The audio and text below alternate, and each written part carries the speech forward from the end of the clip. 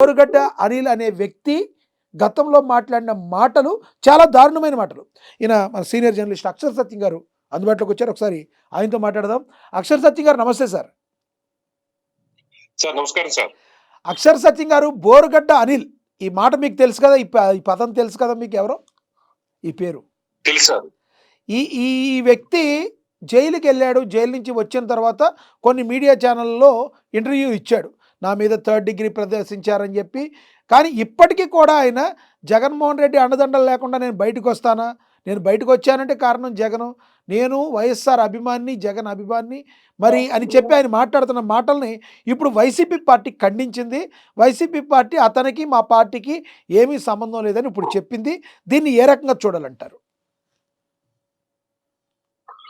Sir ఇప్పుడు బోరుగడ్డ అనిల్ కుమార్ గారి ఉదంతాన్ని one side గా ప్రేమిస్తూ రెచ్చిపోతున్న రాజకీయ నాయకులకి లేదా అధికార ప్రతినిధులకి లేదా కార్యకర్తలకు అందరికి ఒక ఆదర్శంగా తీసుకోవాలి సార్. ఎందుకంటే కన్ను మిన్ను కాకుండా పార్టీ అధికారంలో ఉంది కదని, మా వైసీపీ పార్టీ అధికారంలో ఉంది, మా జగన్మోహన్ రెడ్డి గారు మమ్మల్ని కాపాడుతారు అని కన్ను మిన్ను కాకుండా బూతులు మాట్లాడుతూ ఆడిపెళ్ళాలని ఈడు కూతుర్ని బూతులు తిడుతూ నేను అంతు చూస్తాను, రేప్ చేస్తానని మాట్లాడుతున్న నాయకుల్లో బోరుగడ్డ అనిల్ గారు ఒకరు.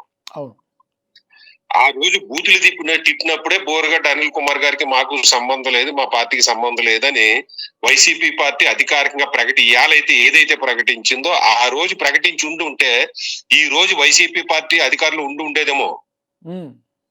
అంటే అంత ఇంపాక్ట్ కలిగిందంటారా నాని గారు?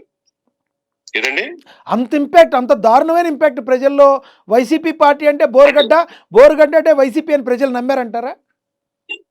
ఇప్పుడు బోరుగడ్డ అనిల్ ఒకటే అంటలేదండి, బూతులు అంటే వైసీపీ అంటే బూతులు అన్నంత ఇన్ఫాక్ట్ ప్రజలు అనుకున్నారు కాబట్టి వైసీపీని ఓడించారు. నేను గతంలో అనేక సార్లు కూడా మీ డిబేట్ లో కూడా చెప్పా, వైసీపీ పార్టీ పరిపాలన మరీ అంత దారుణంగా లేదని. సంక్షేమ పథకాలు అమలు జరపడంలో వైసీపీ పార్టీ అమలు జరిపినట్టుగా ఏ పార్టీ కూడా అమలు జరపలే. అది పొలాలు అమ్మేశారా, స్థలాలు అమ్మేశారా, రాష్ట్రాలు అమ్మేశారా అనేది వేరే విషయం. అటువంటి పార్టీకి కేవలం 11 సీట్లు రావడానికి కారణం కొడాల నాని గారు మొదలెట్టారండి. నీ అమ్మ మొగుడా అని మొదలెట్టాడు బూతుబాబు. ఆ రోజు ఆ కొడాల నానినే ఖండించి ఉండి ఇతనికి మా పార్టీకి సంబంధం లేదని ఉంటే సరిపోయేది. కానీ కొడాల నాని ఖండించలేదు, బహుశా అగ్రవర్ణం చెందిన వ్యక్తి అని అయి ఉంటది. అలాగే విజయసాయి రెడ్డి గారు ట్వీట్లు ఎలా మాట్లాడేవాడు అంటే చులకనగా మాట్లాడి కొన్ని వర్గాల్ని కొన్ని కులాలని పవన్ కళ్యాణ్ లాంటి వాళ్ళకి ఎంత చులకనగా మాట్లాడేవాడో. కానీ విజయసాయి రెడ్డి గారికి వ్యతిరేకంగా ప్రకటించలేదు, విజయసాయి రెడ్డి గారు మాకు సంబంధం లేదని అలా. అలాగే ఒక అంబటి రాంబాబు మీద కానీ, ఒక పేరు నాని గారి మీద కానీ, ఒక పెద్దిరెడ్డి రామచంద్రారెడ్డి గాని లేదా రెడ్డి సామాజిక వర్గం మీద చెందిన ఎంతో మంది బూతులు తిట్టారు. వాళ్ళు ఎవరిని ఖండించలే. ఒక దళిత వర్గాలకు చెందిన బోరుగడ్డ అనిల్ మీద ఎందుకు ఖండించారు అనేది దళితులు గాని, బీసీలు గాని, మిగిలిన కులాల కానీ అర్థం చేసుకోవాలి. రేపు పొద్దున అంబటి రాంబాబు పరిస్థితి ఇదే పరిస్థితి వస్తుంది. రేపు పొద్దున అంబటి రాంబాబు కూడా ఏదైనా మా పార్టీకి మా అధికారానికి అడ్డంటే రేపు పొద్దున అంబటి రాంబాబు, పేరు నాని, కొడాలి నాని వీళ్ళందరూ వీళ్ళు కూడా మాకు సంబంధం లేదని అంటారు వైసీపీ. ఎలా అంటారు సార్? ఆయన మంత్రులు ఉన్నారు, మా ఎమ్మెల్యేలుగా మంత్రులుగా రిప్రజెంట్ చేసిన వాళ్ళు సంబంధం లేదని ఎలా అంటారు? ఇప్పుడు మంత్రులు కాదు కదండి అంబటి రాంబాబు. ఇప్పుడు సార్ తన తల్లినే నాకు సంబంధం లేదన్నాడు, తన చెల్లినే నాకు సంబంధం లేదన్నారు సార్ ఆయన. తన పినతండ్రి వివేకానంద రెడ్డి గారు మర్డర్నే ఆయన సీరియస్ గా తీసుకెళ్లేదు. తన తండ్రి మరణం గురించి ఇన్వెస్టిగేట్ చేయండి అని ఎప్పుడు ఆయన అధికారంలోకి వచ్చిన తర్వాత ఒక మాట లేదు. అంతకు ముందు కూడా రీఇన్వెస్టిగేట్ చేయండి అని కానీ ఇన్వెస్టిగేషన్ ఎందుకు కాకపోయింది స్టేటస్ అయితే ఏ రోజు స్టేట్మెంట్ కూడా నేను చూడలే. అటువంటిది ఒక అంబటి రాంబాబు గురించో లేకపోతే మరొకరి గురించో స్టేట్మెంట్లు ఇస్తారా?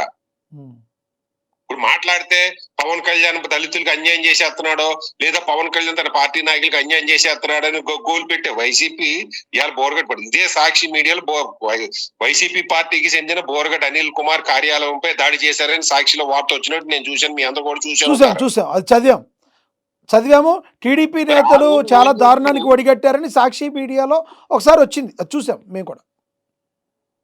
మరి ఆ రోజు మా వైసీపీ నాయకుడని ఓన్ చేసుకుని ఈ రోజు మాకు వైసీపీకి బోరుగడ్డ అనిల్ కి వైసీపీకి సంబంధం లేదు ఎందుకని ఉంటారంటారు? అప్పుడు ఖండించిన వాళ్ళు ఇప్పుడు ఎందుకు ఖండించారంటారు? కారణం ఏంటంటారు?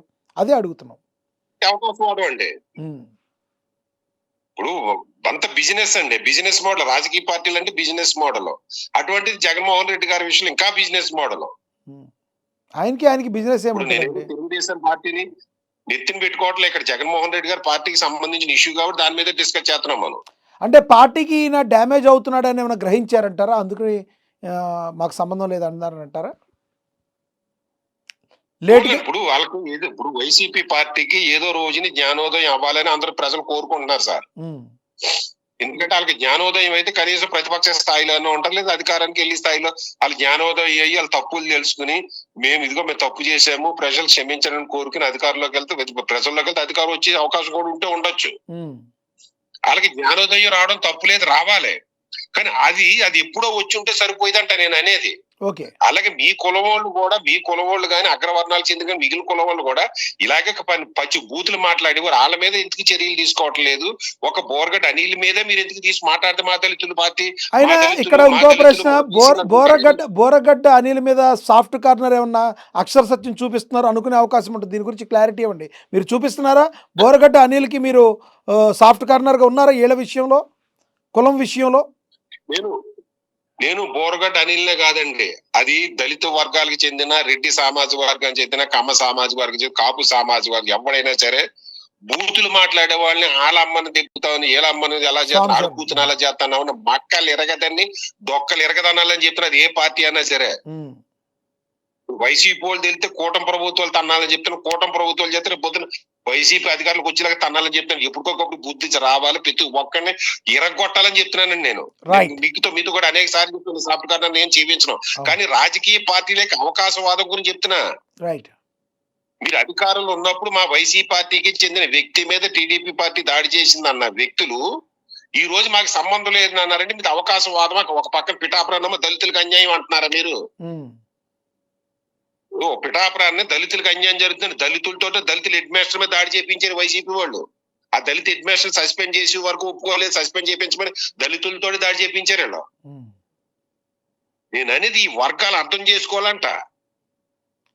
ఈ అగ్రవర్ణాల పార్టీలు కానీ లేదా రాజకీయ పార్టీలు తమ అవకాశవాదానికి ఎలా వాడుకుంటారో అర్థం చేసుకోండి. అలా కన్ను మిన్ను కాకుండా అధికారంలో ఉంది మా జగన్మోహన్ రెడ్డి గారో లేదా మా చంద్రబాబు నాయుడు గారో లేదా మరొక వ్యక్తి మా వెనకాల ఉన్నారని పచ్చి బూతులు తిడుతూ రెచ్చిపోతే బోరగొట్ట అనిల్కి వచ్చిన పరిస్థితి వస్తాదని చెప్తున్నాను. రాజకీయ నాయకులు కానీ కార్యకర్తలు కానీ ఈ గుడ్డిగా మూర్ఖంగా పడిపోయి సోషల్ మీడియాలో మూర్ఖంగా పడిపోయి సోషల్ మీడియా యాక్టివిస్టులు కానీ అని చెప్తున్నాను నేను. సో బోరగడ్డ అనిల్కి పట్టిన పరిస్థితే మరికొంతమంది నాయకులకు పట్టబోతుందని చెప్తున్న అక్షర సత్యం గారు చెప్తున్నారు. ఖచ్చితంగా ఇంకా పట్టాలండి. ఇంకా ఇప్పుడు సెలెక్టివ్ గా కాకుండా అందరి మీద కూడా యాక్షన్ తీసుకోవాలంట నేను అనేది. కూటమి ప్రభుత్వం అందరి మీద యాక్షన్ తీసుకోవాలి.